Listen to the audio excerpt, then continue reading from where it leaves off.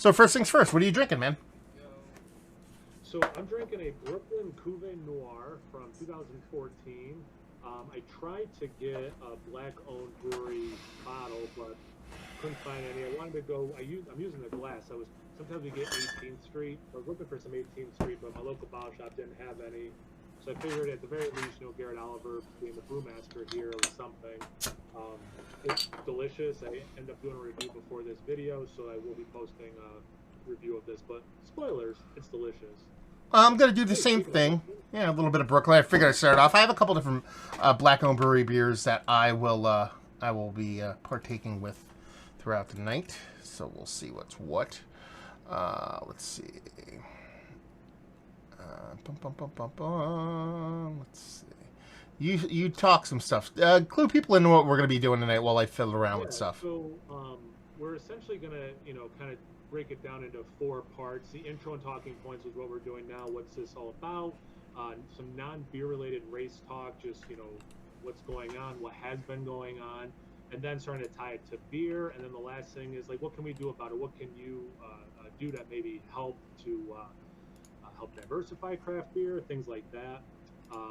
Right off the bat, we were just talking about trying to find black-owned breweries, and I see Beer Advocate is compiling a list. So, like, they have a list going by state.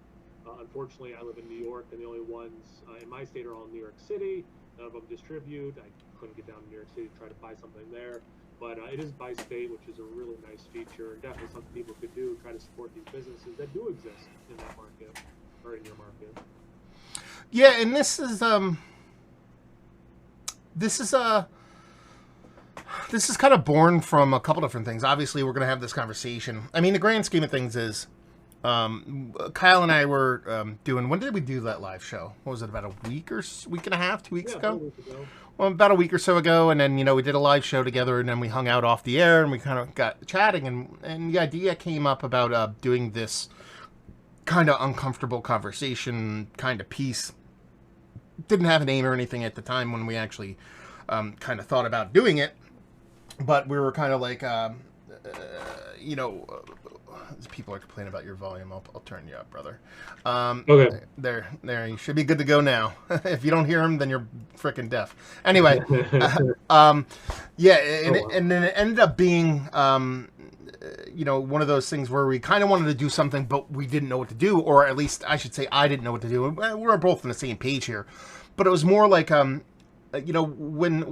all this stuff started going down, and when I say stuff, I don't mean them to make it like a kind of throwaway point. When George Floyd was murdered and everything kind of started happening, it was really kind of a hard thing for me to kind of figure out what to do, because obviously you want to do something. You see just a basic human life extinguished before your eyes in just a brutally fucking fashion.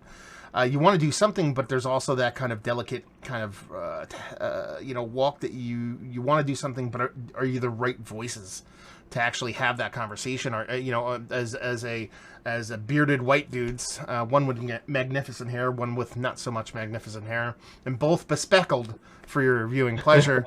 We didn't really know. I didn't really know what I could do, and I didn't know if it would be kind of, I don't know what the word I'm looking for. Maybe it's kind of weird to have that conversation. You know what I mean?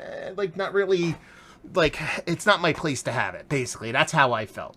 And then the more and more I kind of read, and the more and more I kind of listened, which I think is probably the grand scheme of things, is watching, learning, and listening. That's going to be the core point, I think, what most people are going to hammer home, including us, is that, a lot of the more well-versed, more studied people that do this, the people that are really kind of into kind of humanities, whether it be African American humanities, Black Lives Matter, those kind of people, saying the conversation needs to be had between white people. You're not going to sit, the average Black American doesn't need to sit there and actually have this conversation with each other. They've had this conversation for years and years and years. And in order for there to be change from the bottom up, it's a conversation that needs to be had between people like you and myself. Because, it's one of those things where you know, the title itself came from Bakari Sellers, one of the more I think one of the better voices when it comes to the Black Lives Matter movement and systematic oppression and racism and all those kind of things in the United States. And he said, we have to have the uncomfortable conversation. Now, I actually, when I thought of that, actually somebody else started doing a piece called "The Uncomfortable Conversation with a Black Man." It's actually a really good YouTube thing. It's a bit more, Matthew McConaughey was on there. Let's put it that way. So it's a little bit bigger than this one. But I didn't get Matthew to do this. No. I didn't get. All right. Yeah, it's one of those things where I think it was just important to have it because it's not something that's easy. It might be a little bit easier for you because you live a little bit closer to that world, and we'll get to that throughout this. But that's kind of how I felt. I felt there needed to be something to be said. But when we actually sat down together in that kind of virtual room and kind of talked about wanting to do something like this, you were on board with it. What was it? What were your thoughts? How did you kind of compute it up until that point when I kind of talked about it? Was it similar? Was it different? What was different for you? Yeah, no, I mean, we're at a same, or at least a similar point, and then we got to it differently. I mean, I'm a history major. I'm a history teacher. So, I mean, I have all that going for me in terms of having read a lot of history and been exposed to a lot of, stuff that, and as a history teacher today in public education, things that aren't always taught or, things I make a point to teach, you don't have to. And it was Matt's idea to do this. So full credit to Matt.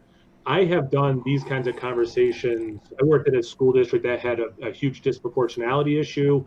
They were suspending Black male students at a much higher rate than everyone else. They were graduating at a much lower rate. I was on an equity team, and NYU came in to work with us. So I've had these conversations that were completely not beer related, but specific to race. I ran a club for male minority students at that school district, trying to empower them, bringing in guest speakers who look like them to talk about different professions, how they got to where they were, job fairs, college tours, all that kind of stuff. So I have done this a lot in this academic, very comfortable setting because that's my job. And I have not done that with the beer stuff at all. And actually, and again, to give Matt credit, even with that Blackout Tuesday, I woke up, I had a video posted, and I saw on Facebook his thing was blacked out. I got on Instagram, his thing was blacked out. I'm like, what's this all about? I researched. I'm like, oh, I didn't even realize this was a thing until Matt had done that twice. And then I took my video down, and I also did that. And I think that was a good thing for people to do, certainly.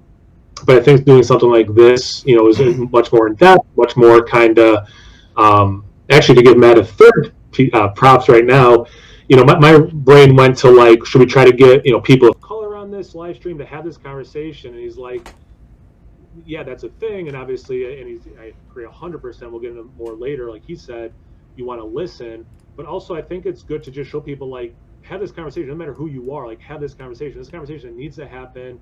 If you have people, if you're a white person, you have people who have different life experiences than you, listen to them right now for sure. But even if your circle is white people, have these conversations. And again, have these uncomfortable, tough conversations for sure. Yeah. And I mean, so listen, it's a hard enough thing to have a conversation between us, but it's also equally as hard to actually kind of reach people and actually try to get a point across that's positive, try to get a point across that actually helps. There's people, unfortunately, there's people in the world that think the conversation we're having is going to be stupid. There's going to be people in the comments saying, sick to beer, I don't want to talk about politics. Well, it's not fucking politics. It's fucking humanity we're talking about here. We're not talking about fucking, you know what I mean? Left versus right, up versus down. We're talking about human life versus fucking evil to a certain extent. So, whether you come into this thinking we don't have a voice in this to talk about it, or whether you take something from it and it works, well, however it moves you, that's fine. We just felt like we needed to have the conversation because we feel like we're the kind of people that really need to have the conversation. And if one human decides to have a conversation based off of this and it helps, and I guess it helps in general. And I guess that's kind of both our kind of takes from it. Now, let's just actually get into it, because this could actually, we could flirt with this becoming like a 5-hour stream, and I just don't want that to happen. Let's talk about our history growing up, as far as who we are and how we grew up in our upbringing when it comes to like race and racism. Do you want to flip for who goes first, or Yeah, I can go. Yeah, I think like a lot of white people, I became aware of race through other people's lens. Like it wasn't something I had to think about ever. I didn't experience it. I didn't have to worry about it. Living in America. And the first time, at least that I can remember, that I was made aware of it was in sixth grade when my friend was like, "Hey, can my friend Tony sleep over?" My mom's like, "Yeah, it's fine." And Tony was biracial, or he still is biracial, and he slept over. And when his mom picked him up afterwards, she made a point to say to my mom, "He's never been invited to a sleepover." I assume where I grew up is some of the other places, but like by sixth grade, a lot of kids have sleepovers, and it was kind of like the first time I was like, "Oh, why wouldn't?" As my mom was telling me, like, why wouldn't he be invited to sleepovers? Like it just wasn't a thing I had ever needed to think about. And then going back to the history thing, I remember in college that one of those like watershed, changed my perception. I knew I was going to be a teacher, and I was in an American history class. It was taught by a black professor, Dr. Felix Armfield, and I was sitting next to a black guy all semester. And halfway through, the professor surveyed the class. What do you like? What do you not like? What do we do that works for you? What would you like me to see me tweak, et cetera, et cetera? And when I got to this guy I was sitting next to, he's like, "I like how you," and I still remember how he phrased it. "I like how you sprinkle some black pepper into American history. I've never heard it, where I was seen." And it just clicked. I was like, I've never sat in an American history class and not felt like I was unseen, And for this guy and he was probably one of those people who was going back to school. He was definitely older than I was. So like the guy, let's say he was 30, and I was probably 19. Just the fact that guy went to the age of 30, learning about his country's history, he never felt like he saw himself in that. It was just one of those things that was like, wow. And then, just you try to be aware of it. You see things sometimes, you don't see things. You try to listen always. And then, Matt alluded to this before, I am married to a black woman. My kids are biracial. So, the listening thing, it's actually happened 3 times since George Floyd, where she thought I was annoyed because of my facial expression as she was, just talking. And I'm like, no, I have nothing to say. Like, I'm listening to your thoughts and your feelings, and I want to fix the world for you, and I can't. And I was helpless in those moments, and apparently the face I was making all 3 times was just one of, she thought, an annoyance, and it wasn't at her. It was just like, I can't, something like this obviously I can do, or like when I'm in the classroom trying to educate the future, sure, but like I can't make this world love you the way I do. So there's a little bit about what brought me to today and doing this, as I try not to choke up more. Yeah, and when you were talking about that I guess it was a student not hearing those things, or like the what? Yeah, he was. Yeah, but like, when was that? So it would have been like 2002, 2003. Okay. So that's, it's one of those things where it's like, and you went to college. How old were you then? So I would have been 19. Okay. So yeah, man, like for me, it's like, it's a weird thing because like, especially since all this went down, the other word that really kind of caught my eye and that I read a bunch of times and heard a bunch of times, and it's in the title of this too, is the blind spot thing, where it's like, it's enough to want to have the conversation. It's enough to actually want to be open about changing the world and trying to be positive and try to talk about things in a positive light. But it's also, you have to be introspective, and you have to look at yourself, and you have to not only be able to be like, am I racist? Am I in any form or fashion? Because it can be like, someone could be like, I'm not racist, but in their brain they think, oh, I'm not that racist. You know what I mean? Yeah. But so it's about taking yourself and looking at yourself and being open-minded enough to, one, be able to see yourself as being that, or two, being open-minded enough to ask people questions and be like, what do you think of me? Because there might be things that you don't even know about yourself because you perceptually don't even see these things. And that's been a lot of what I've been like what do you want, whatever you want to call it, soul searching, like inner looking inside, all those kind of things is a lot of what I've been doing as of late. It's been watching, reading, absorbing, and then looking inward because, you know, you can't try to do good things until I believe you're a good person, and you have to have a good foundation yourself to really try to do these things. And one of the things I looked at was my upbringing, and I honestly, and I have to sit down with my brothers and sisters and really have a conversation. It's very hard right now with COVID and we're all spread out and about, and you know what I mean? We're going through a bunch of stuff personally in our family outside of all this stuff, and that it's just hard to have this conversation. But I want to have this conversation because I genuinely don't remember having any kind of racism growing up in my family. And it's really, but here's the thing. I grew up, I was born in the mid 70s. I grew up in the 80s and 90s. I grew up in a predominantly white area of New Jersey, then moved to an even more whiter area of Pennsylvania.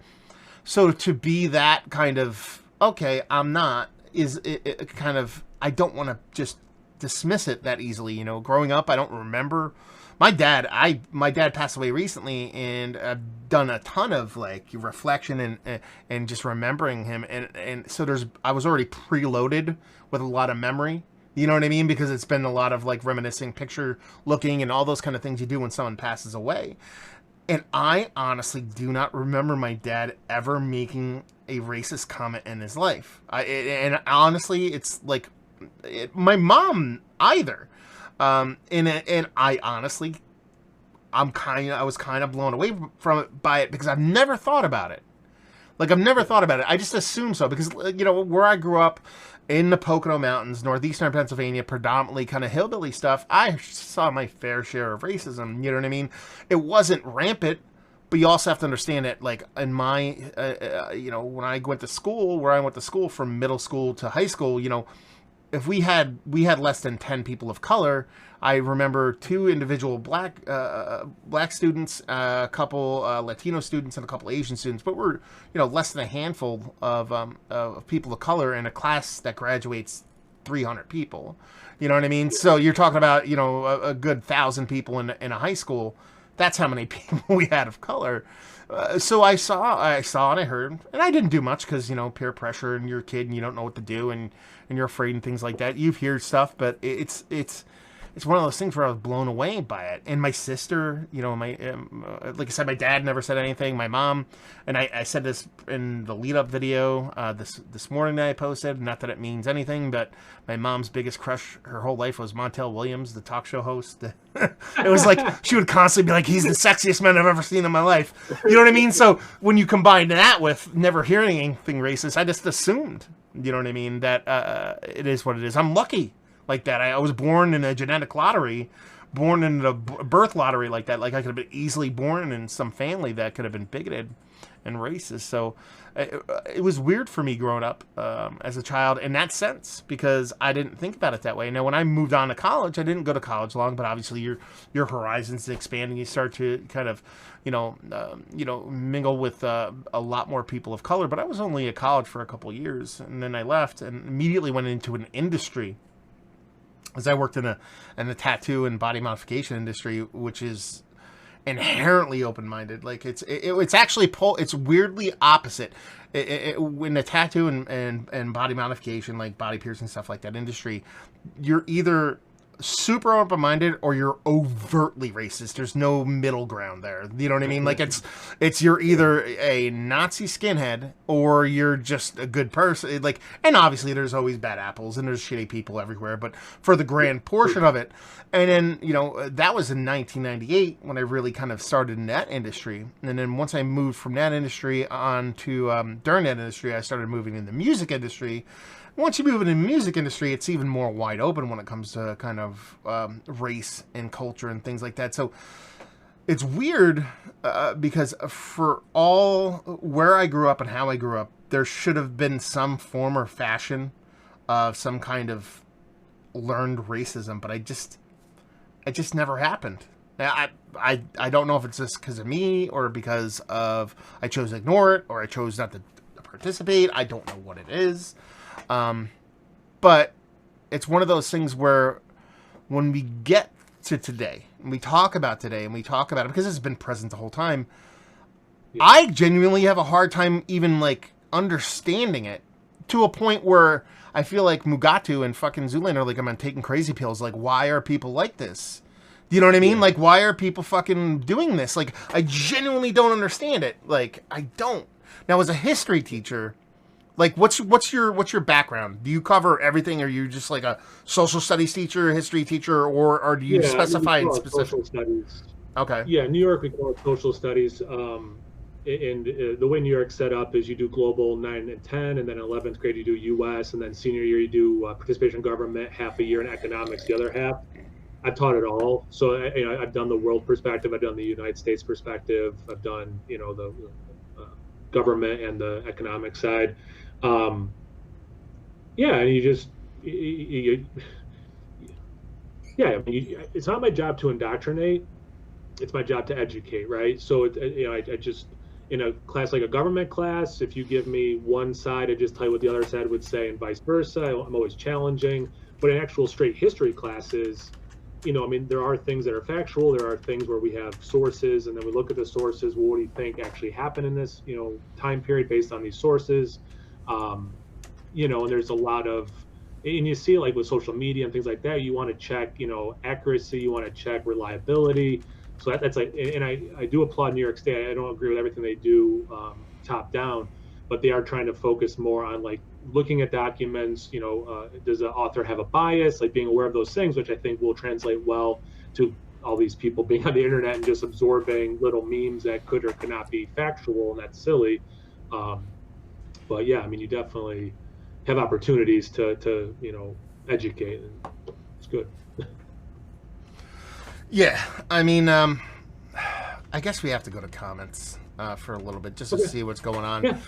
Because it took. I'm going to skip a bunch of the early one, guys, because you guys are sitting around waiting for us to actually come on the air, and we'll just dive in. And we have a bunch of people saying, you know what I mean, like, okay, I'm looking good. Patience is a virtue when it comes to all this kind of stuff.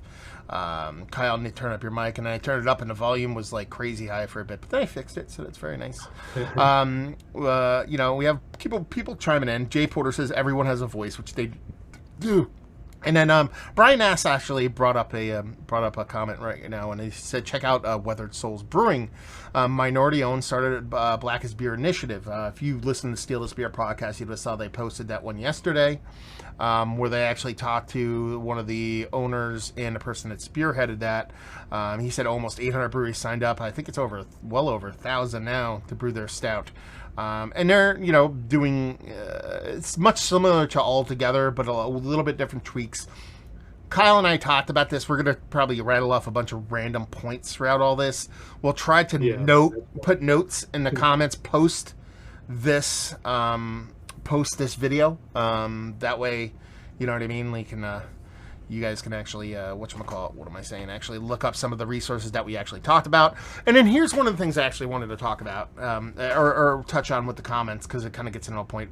We have Charles Boswell, which is, he's always in the comments. What's going on? He brings up Candace Owens, who is kind of like one of the more kind of right-leaning kind of people that kind of looked at the kind of, negatives, any negative you could possibly find about George Floyd, and kind of tried to beat him down from being a horrible choice of words, but probably appropriate choice of words at the same time, from being a pedestal, a martyr or something like that, and kind of talk about it. And I don't necessarily want to talk about Candace Owens in general, because, if you don't know she's a horrible person, that's up to you to decide. And if you don't think she is, then that's just you. But then someone actually asked the question, which is Eclipse Brewing, chimed in and said, do you think she is racist? And then followed it up with says, or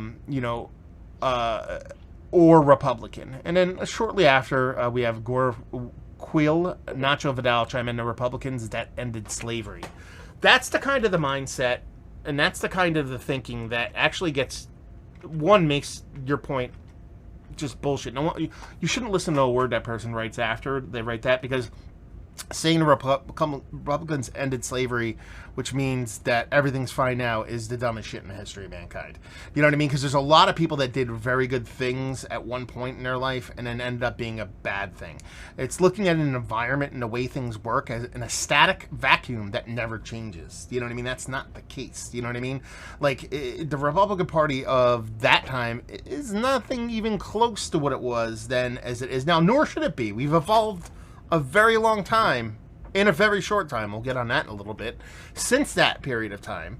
So to say something I did, you know what I mean, something that happened 200 years ago or 150 years ago should matter today. It should matter, but it shouldn't be expected to be the same sentiment. You know what I mean? Like, I forget what the analogy was. Someone actually wrote something in response to that, and I was kind of hoping I'd remember it while I was yammering into nothingness. But yeah, that point is just whatever. Anyway, back to the comments real quick, and then we'll keep on talking. I don't want to make this like a comment thing. We should just talk about this stuff on our own, but I feel weird if we actually don't address some of that stuff. So anyway, okay. So we kind of covered like our kind of upbringing when it comes to race and racism and stuff like that. And, you know, I don't believe that I grew up or nor were in a racist environment for pretty much my whole life. But I could be wrong, and we'll touch on that in a bit. But you're sounding like you're much the same. It was kind of like going into it, and you were hard pressed to believe that person really didn't hear any of their self and any of the history they were taught. Is there any of the things that you've learned over your years of teaching, of learning teaching, or teaching, or even over the past couple weeks of history that have blown you away? That you're like, I did not learn this in high school or even college to that standpoint. Yeah, no, it's a really good question. I think, and I credit, and I'll say his name a second time, Dr. Felix Armfield. I mean, I did learn a lot of the stuff that's like these new discoveries that people are talking about. You know, the Black Wall Street massacre. I've known about that for a while, for example. And that's like and it's important. People should know about it. I found out about that only. I found out before all this happened, but it just happened to be on Stuff You Should Know podcast. Oh, they did a whole Tulsa race riots thing, and it's like literally I listened to the podcast, and it was in the Watchmen, you know what I mean, but really learned about it was like, or got the fire to, I'm not a big comic book nerd like you, so I'm not gonna sit here and say the Watchmen. When I listened to the podcast, first thing I did was walk into my bedroom where my wife was, and I said, I have to tell you this story. I'm like, I never learned, and that was not too long. It was like less than a year ago I learned about it, and I'm like, how the fuck did I never learn about this? You know what I mean? And for those who don't know, just type it in. They're gonna call it the Tulsa race riots. There's a way more evil moniker than a riot, but basically just like there was a rich area of Tulsa that, well, I should say an area of Tulsa where the predominant black area was wealthy, and like Kyle said, it was called Black Wall Street. And basically, for the lack of a better term, they used a very loose excuse to basically burn and kill thousands of people. Like, if you look up the records, it's like, oh, like 70 people died. No, it's like, they say it's probably anywhere between like 1,000 to 3,000 people died. And they were like, the National Guard came in and like bombed helped the civilians bomb a neighborhood and burn it to the ground. It's insane. And you... raise your hand if you've never heard about that up until the past couple weeks. What else? Yeah. Was there? I mean, you go ahead. You keep going. You're the history teacher. You're better off doing this stuff than me. No, yeah. I mean, that was crazy, and like none of the insurance companies paid. So like people were just homeless because their houses were blown up, burned down, and I mean, yeah, it was devastating to a very wealthy area. And it's not the only thing like that's happened. That's just the most famous one. Yeah, I mean, I'm not going to act like I've always known everything, but I think a lot of the stuff I see going around social media, I have been aware of. Just again, there's a fantastic book.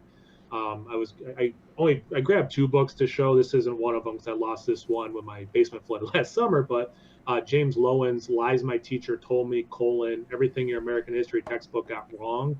that's a good book for history teachers to read, and I've read it several times. But just some of those things where it's like, oh, I did not learn this history, or like, why didn't I learn this history? Um, and I try to be very full. Here's a good example, right? Like, as much as I teach about Thomas Jefferson owning slaves because I think that it's important, I also mention, like Martin Luther King Jr. plagiarized his doctorate. To me, the bigger lesson is people, and you said this earlier, similarly, people are complicated. Sometimes people do really amazing things like write the Declaration of Independence, and then sometimes those same people do horrific things like own slaves. Sometimes people do these amazing things like fight for civil rights. Sometimes people do things that you're not supposed to do, like plagiarize your doctorate. So I think that's a better life lesson is, no one's perfect. You should not feel inferior. You can do these things, and everyone messes up, and then try to make a life lesson out of it while teaching the history.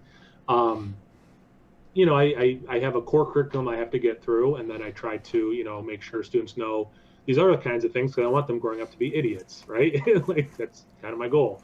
And it goes pretty well, I think. Was there anything specific over the past couple weeks that you learned yourself that you didn't know previously? I mean, as a history teacher, that's a hard pull because that's your job. That's what you do. So I'm not. If you didn't, that's okay. You're okay to say I don't because that's what I do for a living. Here's something I didn't have a chance to look it up today. I saw it sounded familiar, but I don't know it about Central Park, and that had been a predominantly well-to-do Black community that was taken out of there to build Central Park. I haven't seen if that's true or not, but I saw that today. If that stuff's true, I don't know about that, but I haven't done any independent research yet. Yeah, I mean, all the big ones, like what I was taught in high school was for what I remember, because there might have been stuff I missed, so I don't want to throw my alma mater under the bus completely. But based off of what I remember, it was the typical. I learned about Martin Luther King. I learned, and now when I say learned, I mean I know his name and that he tried to do good stuff. You know what I mean? Like base stuff. You know what I mean? Like I learned about. I don't even think they taught us about Malcolm X. I think I learned that all post high school, maybe.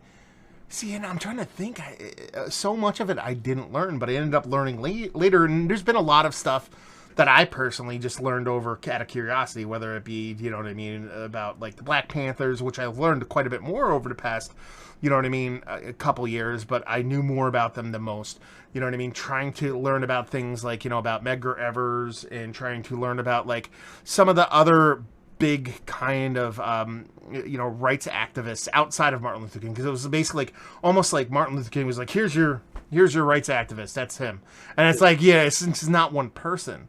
The Emmett Till I kind of knew about a little bit. I believe I learned that in college, but I've learned way more about it. And for those that don't know, if you haven't heard, it's one of the bigger ones also, but it's Emmett Till was like accused of whistling at a white woman, and he was basically just beaten and thrown in a river and killed and stuff like that. But it was one of the more seminal moments in kind of Black history when it comes to like negative things happening, and to the point where the girl who actually said he whistled on her deathbed said she didn't, like she actually admitted to that didn't happen.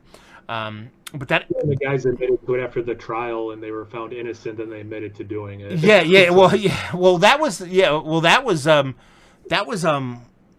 Who was? Oh yeah, that's right. The two guys that killed him said we did it afterwards, right? And not just they said they did it. They said they did it in a magazine, like a publication. And back then it was double, because we still have double.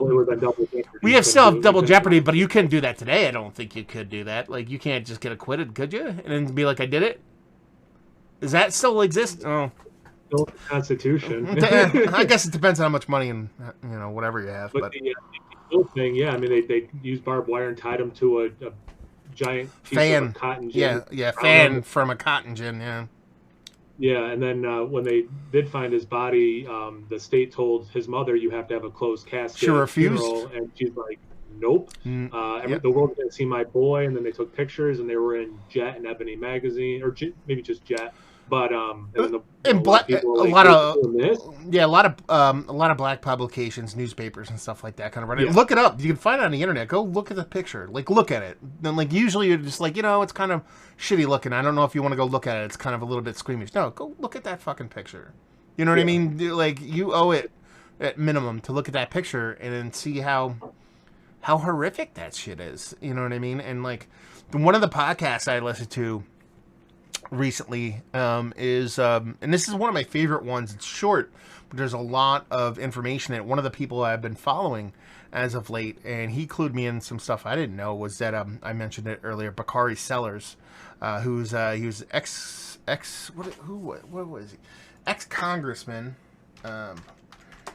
from, where was he from, ex Democratic congressman, I believe, House of Representatives from South Carolina, and he's been doing a lot of speaking as of late. Look at me, kind of messing up everything so people can't see what's going on. Anyway, he, make sure everything's back to normal before I can before that actually works. Oh, there you go. I'm just watching our live feed now to make sure it actually goes back to us being on the video feed. Okay. Because I'm using this new software. Anyway, and he's been doing a lot of speaking. He did a podcast with a guy by the name of Bill Simmons. Bill Simmons is he's a kind of a sports writer, but he's more of a kind of like culture podcaster guy nowadays. He's pretty much one of the original podcast guys. He used to work for ESPN. Now he has his own thing called The Ringer, which is basically a podcast network about culture in America and things like that. And he did a podcast with him talking about it. And I'm going to rip off a bunch of stuff from there because it's just amazing, the stuff that I learned in such a short period. It's like only a 25-minute listen, and I learned so much about it. And he talks about it, the way he reflects on a lot of the stuff that's going on. Like, he refers to racism for black people as more like never-ending grief, not like a horrific event. It's just like constant grief. Like, imagine someone you love dying every day. That's kind of what it's like to live. He uses one of the older kind of activists. He used to be part of the Black Panther Party. He uses Stokely Carmichael, I guess. He uses one of his own analogies and talks about racism. And I never thought about racism this way. And it's really interesting. And he's paraphrasing to a point, but he's just trying to hammer the point home. And he's like, because he said, I have to explain racism because most people don't understand what racism is. And he's like, racism is, if you hate me because of my race, that's a you problem. He's like, if you have the power to do something to me about my race, that's a me problem. So it's more like individualistic hate and whatnot is always going to be part and parcel of humanity. Unfortunately, it's going to be there, but it's the ability to have that happen without repercussion from, you know what I mean? That ends up being the bigger sticking point. Because if someone don't like you, a lot of people don't like me, and I'm cool with it. But if someone don't like me and they can actually physically hurt me or harm me or my family, then that becomes a much bigger problem. And I think that's kind of like a different aspect, a different way I've been actually kind of viewed it through that I never viewed it before. And then he goes on to say his father was one of the he was an activist back in the day, and he talked about there was it was called like the Orange Bird Massacre. I'm not sure if you're familiar with that one. To where there were back in, I'm gonna get the dates wrong here, but I want to say back in like it's post, I guess you would say post Jim Crow era, or right around the end of Jim Crow era, or right in Jim Crow era stuff. It's his father. There was a group of people that were trying to register and get black people to vote down south, and 2 people went missing. And his father went down there to find them, and they ended up being murdered because they were going door to door to try to get black Americans voting. And they had a protest, and then in that protest, the cops killed or shot like something like 20 people and ended up killing 3 people, but like 20 people were shot.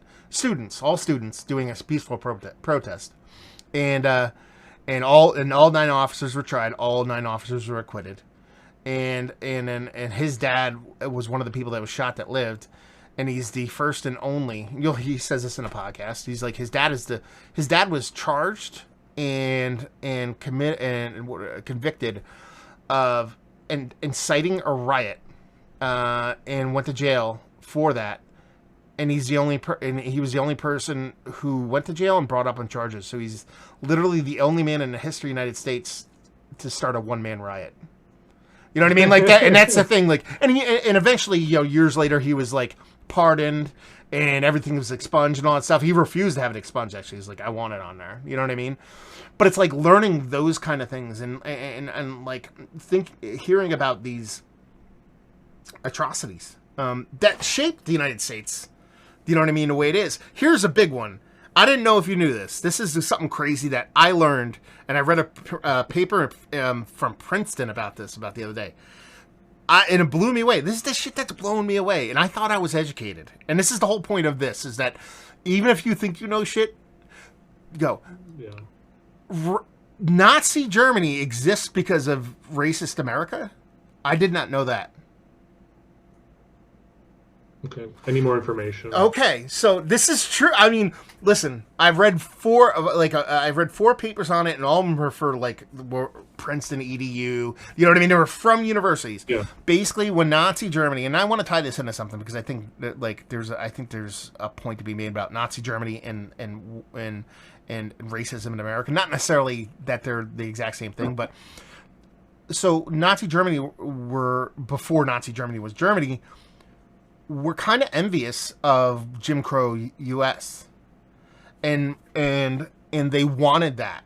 There's a sect of people that wanted that in Germany, because you're talking about systematic racism existed well before Nazi Germany. You know what I mean? In the United States, so they viewed and saw the racist United States. They viewed Jim Crow United States to go, we really kind of want that here. But their problem is, and this is coming from the paper, so it's kind of like, it is what it is. But they're like, the problem we see with the American racism is that the person they're fighting, which is the African American, the black folk, are most across the board, because of black people coming from slavery, they're mostly disenfranchised. They're mostly poor. They're mostly living in bad circumstances. So they already have them at an advantage. Whereas the Germans felt like the Jewish people were wealthy and smart and wise, and they had to be much more aggressive and much more violent in order to make what they wanted happen. So literally the blueprint for Nazi Germany came from the United States, which is insane. Crazy. And I'll say, there was definitely American sympathizers, but I didn't consider that. It was the opposite. And I'll, like I said, we'll post notes and links to all this stuff after we're done. It might not come up right after the video's done. We'll take a while, and we'll add on it over the next couple of days. I'll probably re-listen and see if I missed that. I need to add a note. I need to add a reference and stuff like that. But it's like hearing things like that is just like, I would have never thought that. And it's legitimate cited sources. It's not like someone's like, I have a theory that this is why this happened. You know what I mean? It's legitimate, like A, B, C kind of stuff. And those are the kind of things, like, I would have never ever known that unless this happened. Yeah. It took the education. Yeah. I mean, you made a point to educate yourself. Not even just that. It took the whole world, because you can't take the pandemic and push it off to the side. It took the whole world to stop. No sports, no nothing. Everybody has to sit and be quiet. And then when somebody gets murdered, then we'll pay attention. Be like, wait a minute, you know what I mean? There's racism going on? You know what I mean? Like, no shit, Sherlock. And then it took that pause, that breath, to sit there and actually have to listen. You know what I mean? Because before, American Idol will be on, or the Super Bowl, or whatever. No, and there's noise. People can block it out. You don't have to listen to it. But now you have to listen to it. And that's a good thing. If you're going to make lemonades out of lemon kind of thing, there is the ultimate goal of all of this is something good comes out of it.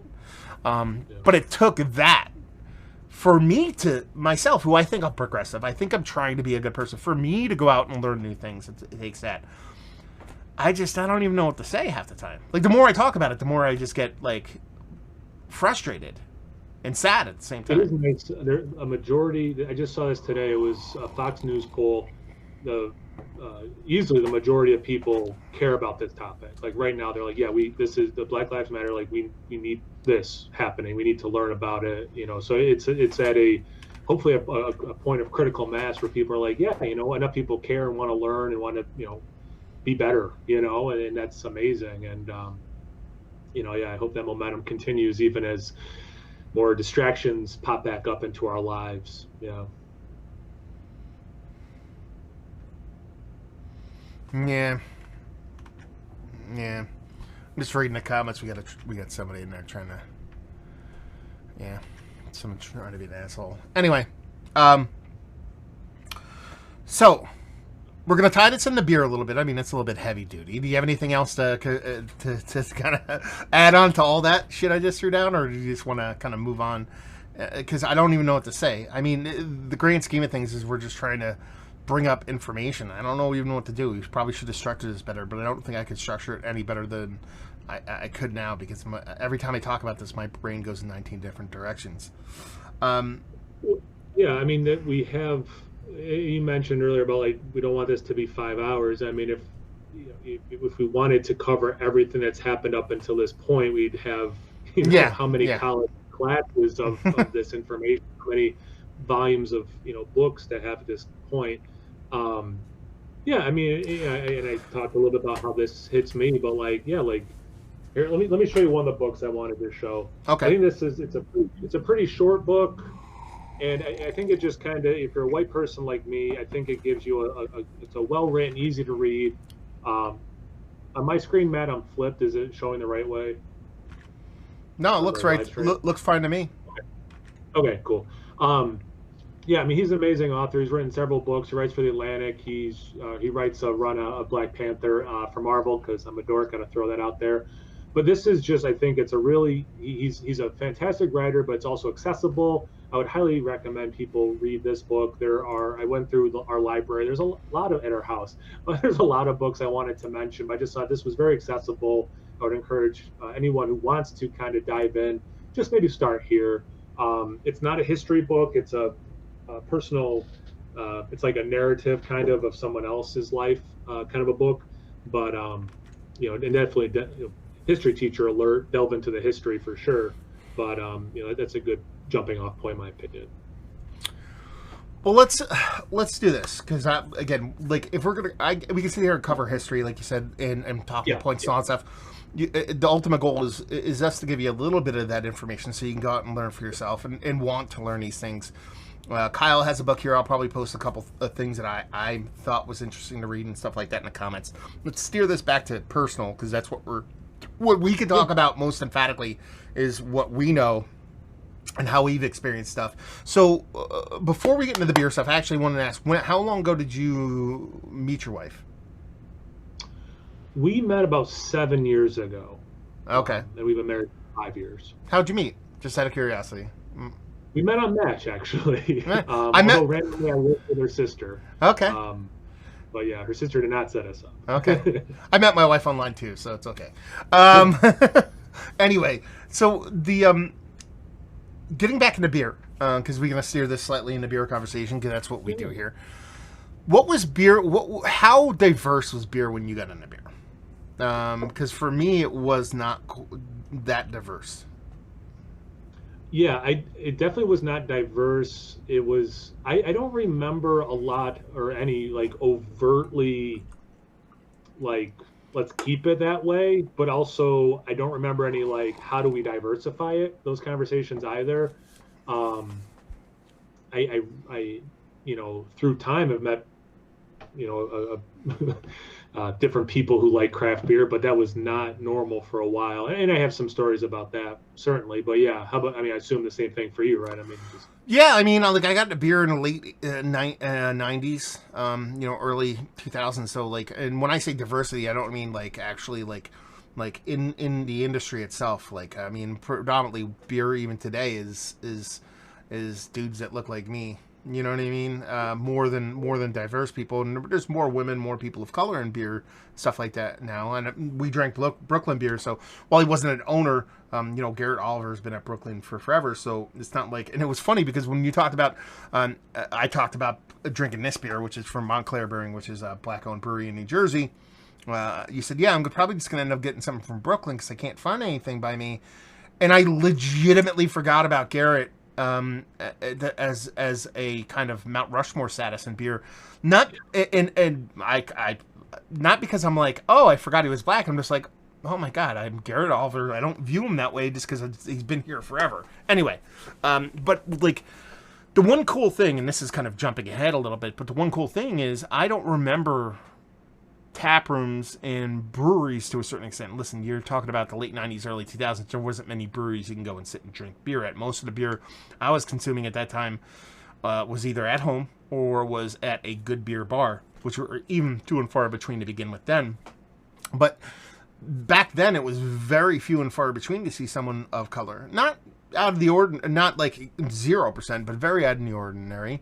But now it's the exact opposite. You know what I mean? Sure, it's 9 times out of 10. I shouldn't say 9 times out of 10. 6.5, 7 times out of 10, it's going to be a bearded white dude. A bearded white dude, but it's getting closer to reflecting the actual percentage of the population. Is how I look at it. So you wouldn't expect, if you walked into a tap room in Podunk, middle of nowhere, and there was 80 people in there, and all 80 were people of color, you'd be like, this is weird. Not because it's weird to be around people of color. Be like, why? Like that, the percentages are off. You know what I mean? So it's one of those things where now when I go to breweries or tap rooms, it's not so much an oddity. Not that I looked at it as an oddity even back then, but now it's just more of the same. How has that changed for you?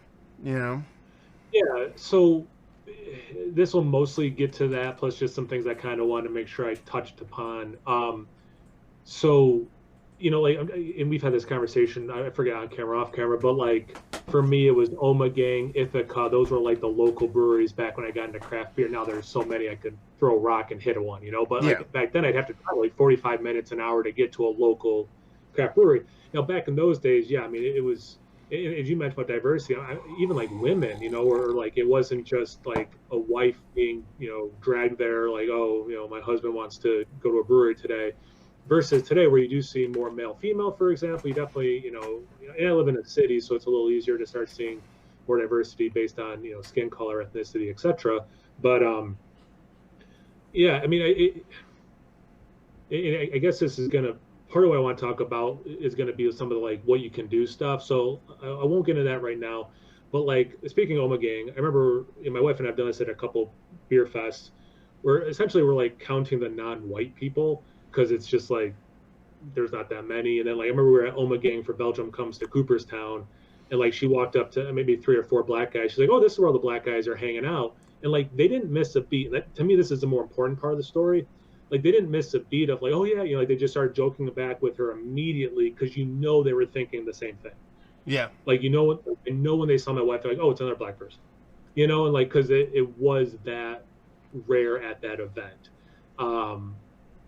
So like we've definitely seen that. I remember in Albany where we currently live, the first beer fest we went to, doing the same thing, and we started counting like security. Oh yeah, there's a guy, he's bringing in kegs. Maybe he works at the brewery. Maybe, and it was like 6 at the beer fest, So like, and I think this has, definitely shaped my worldview a little bit is, when you're a white person sitting next to a black person doing anything, you notice things maybe you wouldn't notice. You're watching TV and you're like, this show doesn't have any black people. Like, it's just kind of like a little bit more obvious because you're confronted with it. You're in that headspace more than when I was a white person living alone. I never thought about that when I was watching TV. And now it's like, oh yeah, this movie, oh, there is, okay, yep, there's a black character in the background. I guess that's something. And there's better diversity in a lot of entertainment. That's, I'm not trying to paint too broad with that, but like, you go to, to tie it back to beer, like it is nice. And it's one of the reasons she wanted to live in a city, because like there's a better chance if we go to a nice beer bar, we're going to see people, who look like her, and that she'll feel more comfortable and they know she's welcome or if people are working there, you know. And she's like, oh, well, the owners are willing to hire people who look like me. Obviously, this is a place I can feel comfortable, which I know kind of bleeds into like things people can do to, you know, make the situation better in craft beer. But you know, then I've met, you know, like one really good friend and one, you know, pretty good friend, you know, both black guys. And yeah, it was just like striking up conversations at a brewery. And it wasn't specifically skin color. It was just like, oh, they're just by themselves. Like, and we're saying next to each other at the bar, what's up? And like the one guy he owned a restaurant. He had an amazing tap list at his restaurant. So we started going there. My wife randomly knew him. We ended up doing our rehearsal dinner there. Like he was like already, you know, good friend of both of ours when we met. But like, yeah, just, you know, just, I don't know. I guess it's getting a little bit more into what you can do, you know, just be nice to people. But yeah, I don't know. Well, no, I mean, we can move on to that. We can move on to what can be done. I mean, we can move on to what can be done in the beer world, and then move on to what can be done or should be done moving forward outside of that. I mean, you touched on it already, and it's, again, some people have done it already. Fremont Brewing has done it. Tired Hands, I believe, does it, and it's a bunch of it. You can watch that or listen to that podcast from Still This Beer, the Weathered Souls one with Marcus from Weathered Souls, is internships, paid internships. Like one of the big things is you know, there's a lack of black ownership when it comes to any business, whether it be the NFL sees it. You know, the vast proportion of the players are of color, but yet there are no black ownership in the NFL. And the same thing kind of trickles down when it comes to beer, because, you know, a good portion of the people that actually have ownership in breweries and things like that are you know, dudes that look like me again. Now, Yeah. that you know, it's not a magic thing where you click your fingers and everything gets repaired. But one of the talking points that Augie was talking about in his podcast this week was having a kind of paid internship initiative for basically learning. Because, you know, it's kind of one of those things where, and you see this in the real world quite a bit, is that, you know what I mean, you need 5 years experience to apply here. But, well, if I can't work there and get the experience, how am I going to get 5 years experience? And it's much the same in brewing, to where it's like, okay, you know, they're starting an initiative at Carton to where they're going to, you know, hire somebody and give them 6 months experience, you know, 3 years brewing, 2 years marketing, sales, and then 1 year tap room. And it'd be like, well, at the end of it, in a perfect world, we'd hire you. But if we don't, at least you now have 6 years of experience. Yeah. It's a teach a fish, feed a fish thing, kind of thing going on. And that is, in beer, is probably the most important thing, is that given the opportunity. Because I could say right now, hands down, that if I were to think off the top of my head, I know, besides Garrett, you know, besides the owner of Omnipolo, besides some of the owners of beers, but I mean someone I know, someone I know and I've interacted with in my life, I probably only know a very small handful of people of color in the brewing industry, personally. Yeah. One would be Will from Equilibrium. The other one would be my one buddy's a distributor rep for 12% Beer Project. But that's about it. You know what I mean? Like, it's very few and far between. And a lot of people, you know, would say, you know, it's one of those things where you'd have those other, I don't know how to say it. Some people would say, well, you know, they hire the best person for the job. Why does it matter? You know what I mean? That kind of thing. And I think if you say those kind of things, you totally just don't understand the point to begin with. You know what I mean? Because it's almost like a defense mechanism against hiring that way. It'd be like, well, I hired the best person possible, and be like, did you? Did you really? Or you just use it as an excuse, you know, to do that. And I think that's where it starts, is giving the opportunity. Not saying, here's free shit for everybody to go, oh, you want to work here? You can work here and do whatever you want. No, it's like, okay, I give you the opportunity. If you want it, you take it, you earn it, you work, you make a life out of it. You just can't slack and do nothing, you know? Yeah. And that's the most important thing, first and foremost. Yeah. The access to opportunity, the equity versus equality. I mean, all that. These are, you know, huge parts of it. I used to get, when I mentioned this earlier, when I ran that, I'm at a different school district now, but in my old school district, when I ran that club for male students of color, every once in a while I'd get pushback from someone in the community, you know, someone in the school district, whatever, like, well, where's the whites only club? And the point I would always say is, listen, I have a lot of thoughts, but just look at it this way. You know, at that school district, 20% of students were Black, Hispanic, or biracial. The school district employees were less than 1% non-white. So like I would just say, like, listen, these kids come to a school. There's at the high school I worked at, there was one black person, my sister-in-law, and she's a social worker. So if the kid didn't need to see the social worker, they probably didn't know she existed. So they just go through their whole day seeing white professionals all day long, white professionals, white professionals. What I'm trying to do is show these guys people who look like them who are professionals. And after I explain it like that, student or these people pushing back were always like, I get it. Okay, we're fine. All I want, and then I would also get sometimes pushback like, well, are you going to quit your job so a black person can get a job? This is what I want, is whatever the percentage of people are in the country, you see roughly that in all industry. That's my goal. And I'm not advocating, yeah, everyone quits their job or whatever. Yeah. I love what you're saying about what Augie's doing. And, I do listen to podcasts. I haven't listened to that episode yet. But that's the kind of stuff you need to do in all kinds of industries. And some, are ahead of the game. I know like STEM, is pretty proactive with trying to, diversify. If I say, close your eyes and picture an engineer, you're probably thinking a white male or an Asian American male or a person in Asia who's a male. Like you don't, if you have these preconceived notions. So there's a, big push to get more women into STEM, into things like engineering, people of color, certainly. And you have to provide opportunities for that access, and that's just a reality. And then, like you said, you try to give them internships or opportunities for work experience, and they are qualified, then hopefully they do get hired. And then you do, at some point, just people are getting hired, and it's all good. And racists are, even more of a minority group. That's my goal anyway. Yeah, to talk about the grander scheme of things, because I think in the end, what happens outside of beer is going to affect beer to begin with, so it's not necessarily a beer-based problem. Sure. Is that like, well, let's talk about this instead of talk about what we think, or just say, how do I want to phrase this? What do you think would be the most important steps moving forward to make, because I have a really fucking controversial take on this, and I think it may anger some people, so I'll let you go first. But what do you think we need to do in the country to make shit better? To help. You know what I mean? Like not, how do you make it better? And it's a loaded question. You know what I mean? Like, super loaded, but, like, what do you think? Yeah. I think people are, and we've talked about this several times already. You think what you think. You live in a bubble. You don't want to educate yourself. It's easy to have one talking point. I'm on this side of the political spectrum. Here's my one talking point about how to fix this thing. There's never, like, we talk about these big complicated issues. There's not one fix. It's going to be a combination of things that need to happen. So we already talked about access, opportunities. That has to happen more openly for all people, obviously, to have access to, whether it's schooling, job opportunities, internships, to get those jobs. So you need to try to figure out a better way to do, financial education inequalities.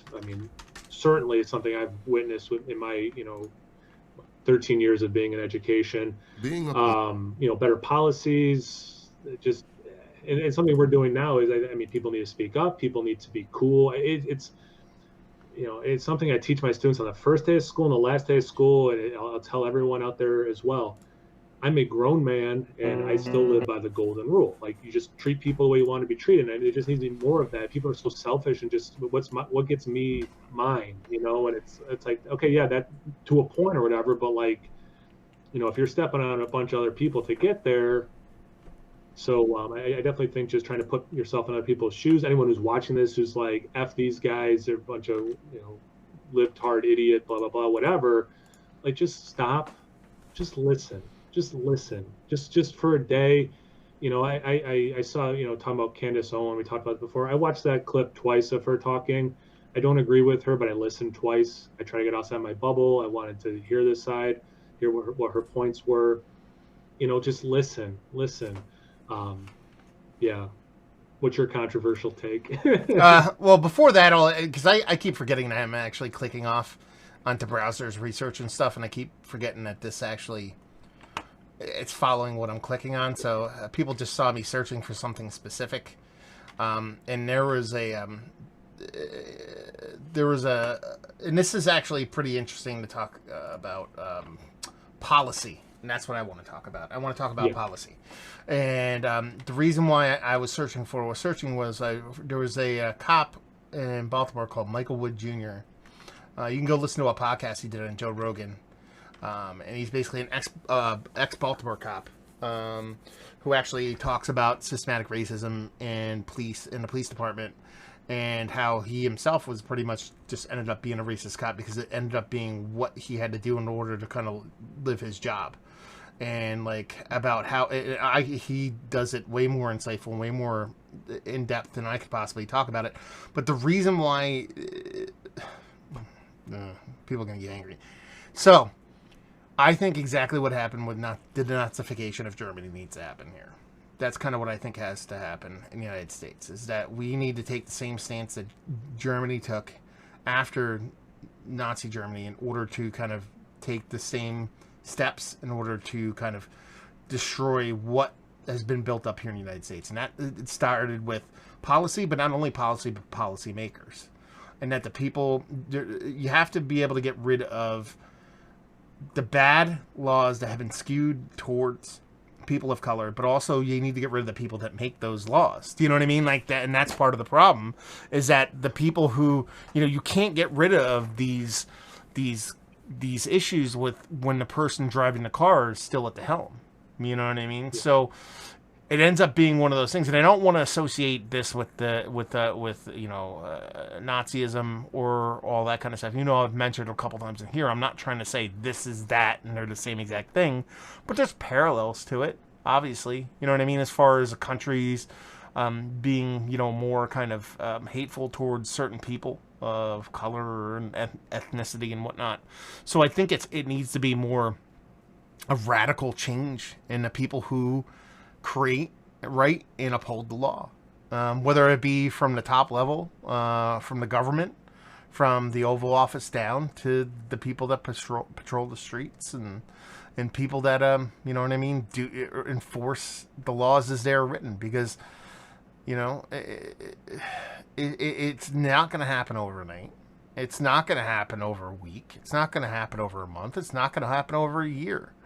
And that's probably the biggest thing that is going to be the first hurdle that needs to be covered is the next month to 2 months. And that hurdle, I think, is not letting this moment become a moment. Not letting this initial groundswell of support and initial groundswell of good well wishing become a afterthought, become a past moment. One of the quotes that Bakari had in the one thing was, he was talking about, things changing. He talked about, people that you would never think backing Black Lives Matter back Black Lives Matter would be Mitt Romney or the NFL or those places that would never do those things. And then but here's the other part that they actually talk about in that podcast is all they said was Black Lives Matter. That's it. They didn't actually do anything. They just said the words, and that in and of itself is crazy. Yeah. But it's the sentence that's being written isn't finished. It's not "we've made progress," period. It's "we've made progress," comma. You know what I mean? There's way more to that sentence, and then to have this happen. And to let it just be like a 2-3 week, 2 month, 3 month period of time is just not going to cut it. And we need to work further. We need to work harder. We need to be good fucking people. You're talking about just be a good fucking person. Be nice to your neighbor. But the problem is most people don't think about it that way. You know what I mean? Or aren't those people. Yeah. Yeah, for anyone, again, who's watching, who's like, F these guys, they don't know what they're talking about, to Matt's point, just look up, punishment for cocaine versus crack, and then look up who's more likely to do cocaine, who's more likely to do crack. The punishments are way less for cocaine versus crack. You have to have money to do cocaine.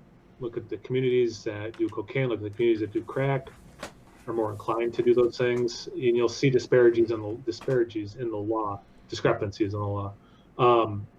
Yeah, and I think sometimes too, when we're talking about law enforcement, they're enforcing the laws. So to Matt's point, you have to change the lawmakers if you want the change. I have a lot of law enforcement in my family. I know, friends who are in law enforcement. One guy I know, I remember he was saying, he's like, I get called. He's like, I just show up and I'm the bad guy. He's like, someone called me. Like and he was so upset about it because someone was accusing him of being racist. He's like, I got a call and I showed up. Like, I didn't try to do this.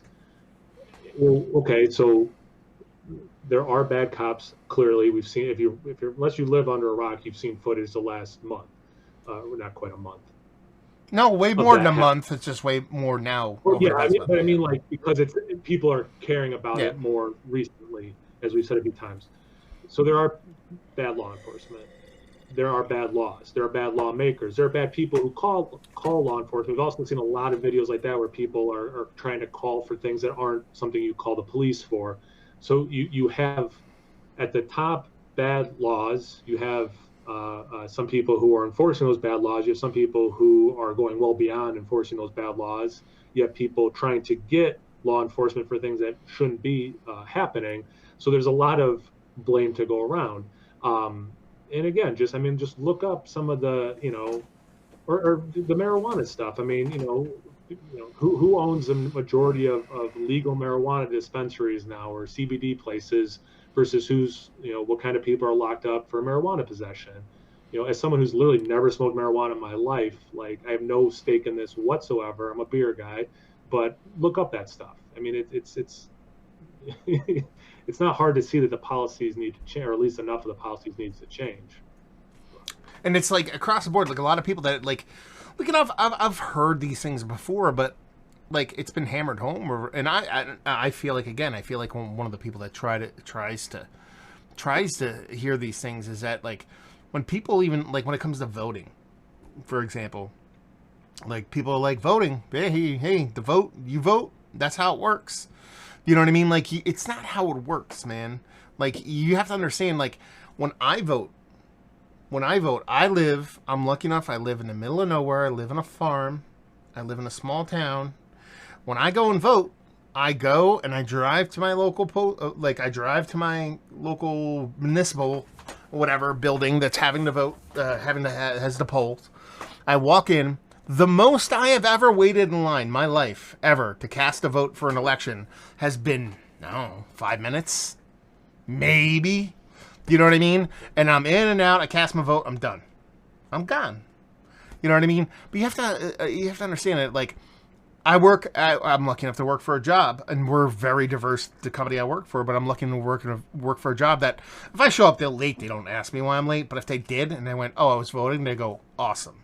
You know what I mean? Not a lot of people, they would actually like that. They want that. Even if I'm not casting a vote in their favor, they like the fact that I'm voting. Not a lot of people work for those jobs. So they can't take off to go vote. So when do they go vote? They go vote before or after work. Most often after work, because most people have to work crazy hours and polls don't open until like 8 o'clock. And in the amount of stories I've heard of people who live in majority people of color, black communities, it's like, the polls aren't working. The lines are super long. There's not enough people to help you. There's not, like, I don't deal with that. Is it because I live in the middle of nowhere? Is it because what's going on? So it's like, even the voting process can be like a nightmare. When it comes to certain communities and where people live. And if you think that that's because they just got the short straw, that they just happen to have all the machines that don't work, they just happen to have all the short-staffed polling places. I've never once in my life seen a short-staffed polling place or a place with a bunch of machines that haven't been working. Now, granted, you know what I mean, urban populations tend to have a lot more people, means a lot more machines, which means a lot more staff. I understand that. But come on. You know what I mean? So it's stuff like that where, like, there are reasons the way things are set up the way they're set up, and that's one of the things that I knew and I know more of, and it's one of the things that needs to change because, like, it's I don't know how to put it. It's like, a fair, and I don't want to say fight because I don't want to use words like that, but a fair fight is a fair fight. Get it? Be like, here's a fair fight. This versus that. Whoever wins, wins. And I don't want to make it a win versus lose scenario either, because I think that's not in the spirit of the conversation we're trying to have. But you get what I'm trying to say. That's fine. But when one side is so, like, starts off at such a disadvantage, it doesn't make for a fair fight, And that's all anybody wants. When people talk about, Black Lives Matter, it's not a matter of putting Black lives ahead of white lives. No, it's like, the best analogy I heard, which is years ago when Black Lives Matter first started. It's like, okay, if you broke your leg and you said, I broke my leg, I needed to go to the hospital, be like, well, my bones matter as much as your bones, so tough it out. Be like, no, my bone is broken right now. I need to take care of my fucking bone. Your bone is fine. Well, the bone is fucking broken. So that's a dumb argument if you want to fucking do that kind of stuff. So it's just a matter of giving equal opportunity. It's a matter of giving equal, ability to everybody have the fucking... And I can't believe I'm going to say this because it sounds like bullshit stuff, but the American fucking dream. The pursuit of happiness. All men are created equal, and the pursuit of happiness. That's all anybody fucking wants. That's it. It's not that tall of an order. No, it shouldn't be. It shouldn't be. Good God. So let's do this. Do you have anything we haven't covered so far that you really want to touch on before we kind of start winding this down? The only thing I want to talk about is maybe some stuff people can do, like beer-related stuff that would be cool. Well, that was my next part, is what we're going to do moving forward. That's kind of how I wanted to kind of end this, all that stuff. You go ahead first. Yeah, no, I have a bunch of stuff. Here's my second book. Okay. So this book I bought right when it came out. It is a Black author, and it's very accessible. It talks about like how he got into beer through Guinness first, and they got into craft beer, became a Cicerone. So it's a good mix. It's very much introductory. It's like his story as a guy who, craft beer was not marketed towards. He talks about like malt liquor and like Colt 45 and things like that being marketed to his community, and how he was able to get into craft beer as Guinness as the gateway. And then it has like, tasting notes for different styles. It's a very thin, accessible book. It's one of the ones that I'll send Matt the link so people, if they are interested, can, throw business his way too. And that's another thing I want to talk about that people can do is you vote with your dollars, try to maybe support. If you do, again, like Beer Advocate has a list of their compiling of Black-owned breweries. If you happen to live near one or can get beer from them, maybe make a point to check them out. First Sip Brew Box is owned by a veteran who's also a Black man. They do a monthly subscription service. You don't get beer, you get beer paraphernalia, glasses, beer pretzels, things like that. Like support businesses that are Black-owned would be amazing. I wrote some stuff down. Fresh Fest. That happened in Pittsburgh, and it's two Black guys who do a podcast about beer and comedy and things like that. And they want to see more diversity in craft beer. I'm not advocating everyone throw a beer fest, but what they want to do was try to get Black and other minority-owned breweries there. But here's the thing that I think anyone can do. And I talked about this one time. I mentioned earlier that the district I worked at that had the disproportionality issues. We worked with NYU, and we were invited to talk at one of their summits, and they had us present. And this was a thing I kept saying. I'm like, I'm a white guy who runs this club where I'm the only white person in the room. People can do this. Here's how. Here's how you can do this if you're a white brewery. White breweries for Fresh Fest, all they did is they got a prominent member, maybe an artist, a politician, a business owner, a person of color known in the community, invited them in and did a beer collaboration with them. And then those beers from the white-owned breweries were also at this beer festival. Again, I go back to someone like my wife.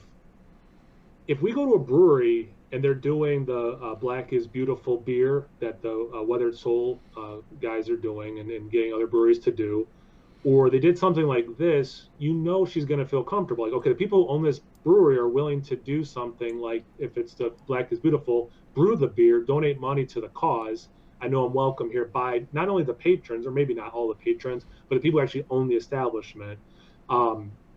And that's easy. And I talked about this. I did a book review of that with Rod J, and this was a point I made when we did that book review together.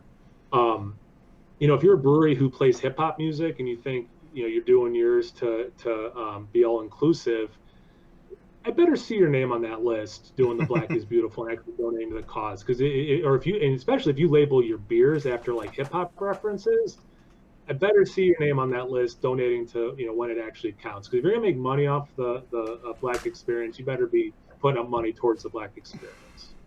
Yeah, that's like double heinous. You know what I mean? To be like, appropriation basically at that point. You know what I mean? Like, yeah. So yeah, you better be giving back. And honestly, like what you said, which was vote with your dollars. That's it. That's honestly all. Like in the beer community, I mean, not just the beer community, but outside of that, as far as like the most minimal thing you can do is vote for your dollars. And I'm not saying just throw all your money at all Black-owned breweries and stuff like that. Live your life, do whatever, but don't just exclude it for the sake of like. Let's put it this way. So I've been drinking. I was drinking this beer, which is from Montclair Brewery in New Jersey.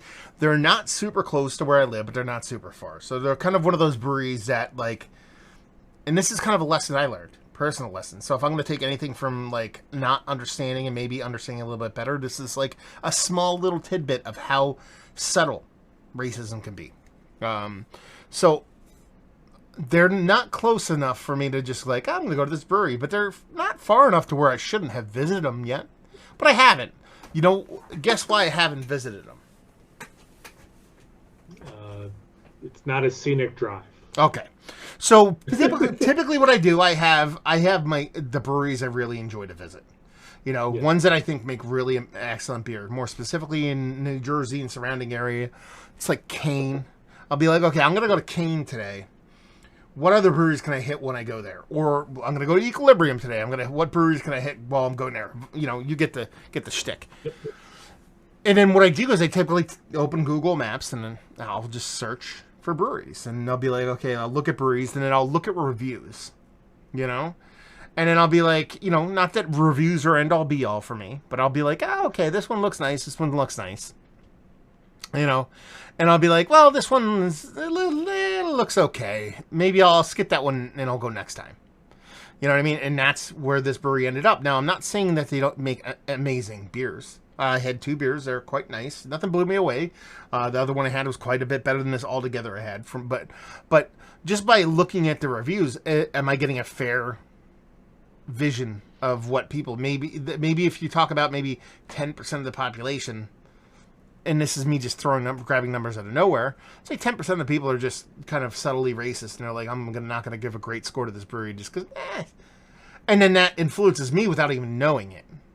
Yeah. Do you know what I mean? So it's one of those things where, and let's say and I'm, again, not saying reviews in general drive me to where I want to go, but it's like, oh, this place looks good. I'll go there while I'm going. Well, I did that with Montclair. And when I did it with Montclair, I know I did it. I was like, oh, they look good, but the reviews of this place is a little bit better. I didn't know they were a Black-owned brewery. I just kind of did that because that's what I do. It's kind of like, okay, I'll kind of be in that area. Where do I want to go?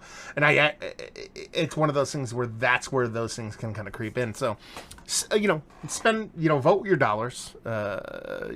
Be smart. Don't be a douchebag. Read and listen. Yeah. Fucking shut up. Listen, I never shut the fuck up. Shut up. It's true. It's true. Shut up. Shut up and listen. Like, you know what I mean? And probably and I know that I'm so bad at this. I'm guilty of this. It's okay to change your mind, man. You know what I mean? Like, it's okay. Like, if you are, like, and listen, we're 2 beer tubers talking about race on YouTube. It's not like we're fucking moving needles here. But if you're have some kind of fucking hate in your heart like that, you know what I mean? And then it's something where it's born of upbringing or born of something or born of whatever. And it's just something you feel like, well, that's who I am. But it's okay if you don't feel that, you know what I mean? Like if you're just like, well, it's just how I was brought up. That shit don't fly, man. Yeah. Like, you know what I mean? Like, if you genuinely a piece of shit and you hate stuff, then you be you, and hopefully, whatever. But like, if you're just like, it's kind of like to shrug the shoulders. It's just kind of how I was brought. It's okay to be like, no, that's not how I feel. That's not how I am. It's okay to change your mind. No one's gonna be like, how dare you become kind and gentle and thoughtful.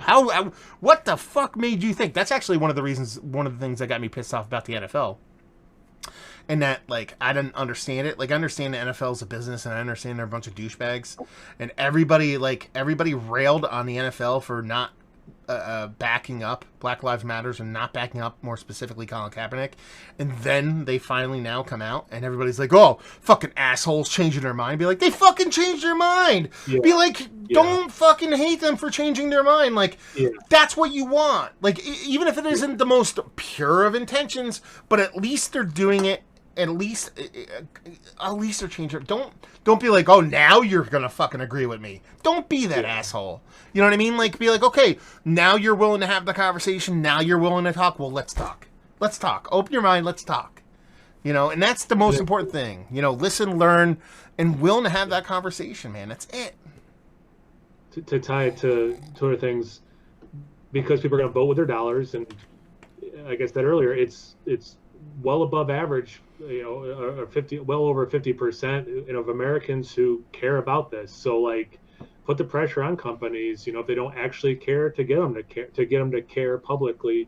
And maybe that's what happened in NFL. And maybe they did have a change of heart altruistically. Maybe it was they saw the writing on the wall where they had to do something because it's reaching a critical mass. And even going back to the Blackout Tuesday. What a simple thing to do.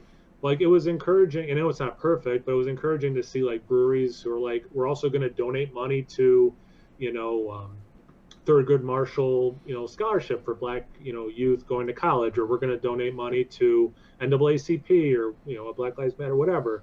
It's like, okay, you know what? Not only are you blacking out for a day, but you're taking some of your money and putting it somewhere. Like, again, be aware of those companies and, maybe throw them some business right now.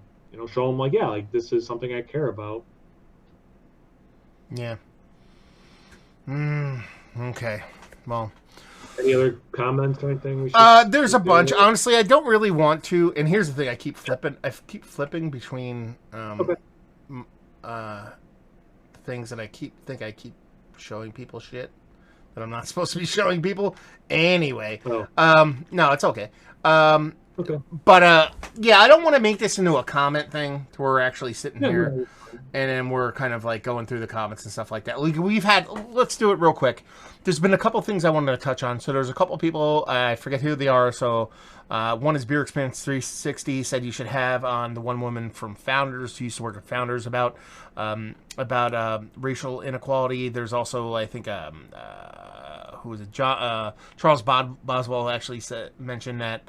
He's like, did you talk about Founders? Listen, we're not here to talk about like specific points of racism. The whole point of this was to actually have a conversation about this. Me and Kyle both being, of the fair persuasion, kind of talking about how we perceive, racism, how we grew up, how we view it, what we've seen, the things we've seen both in and out of beer, the things we've learned, the things we haven't learned, the things we should learn, and what we think we should do, both ourselves, but as a whole moving forward. And it has nothing to do with actually touching on those points. We're probably going to try to reach out, and that's part and parcel of what can we do moving on from here. I will probably try to reach out to some people, maybe do some podcasts, maybe do some live streams of people. It's not even necessarily just going out because they're people of color, but just like that has been lacking from live streams. When's the last time you did a live stream with a person of color in the beer community? The Rajay book review I mentioned, and other than that, yeah, me too. Rajay was the last one I did also.